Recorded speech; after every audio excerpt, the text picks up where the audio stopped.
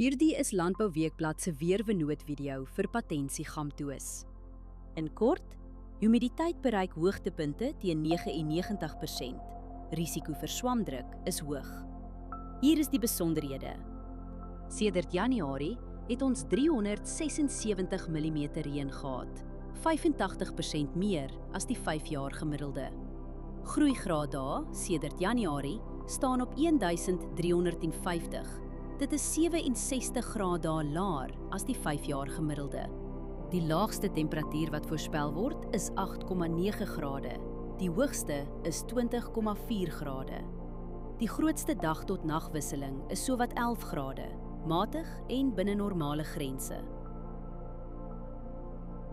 13,3 mm reën word die week verwag. Reën van hierdie omvang spoel spuitresidue af. Die ergste winddag is Maandag met ongeveer 27 km/h. Vir my spuit op daardie dag. Nog 2 dae die week raak ook 15 km/h of meer. Hou windsnelheid op die dag self dop voordat jy spuit, as ook windrigting, windvlae, temperatuur, humiditeit en delta T. Verdamping is die hele week onder 3 mm. Oorbesproeiing in die soort toestande hou risiko in vir wortelsiektes.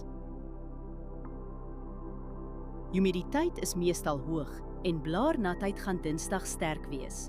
Dis is die kans vir hoë swamdruk aansienlik. Onder die toestande kan swaminfeksies vinnig versprei op vatbare blokke. As jy een ding doen, oorweeg dit om voorkomende swamdoder vir die eerste droë, kalm oggend te skeduleer.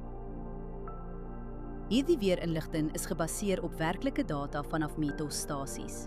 Die data word deur TerraClim skoongemaak en geverifieer. KI-interpretasies word deur grondwaarheidsdata onderlê, aangedryf deur Villa Crop Protection. Hierdie verslag is met die hulp van kunsmatige intelligensie gegenereer en is nie professionele advies nie. Ga na weather.villacrop.co.za en kies die weerverslag vir jou streek.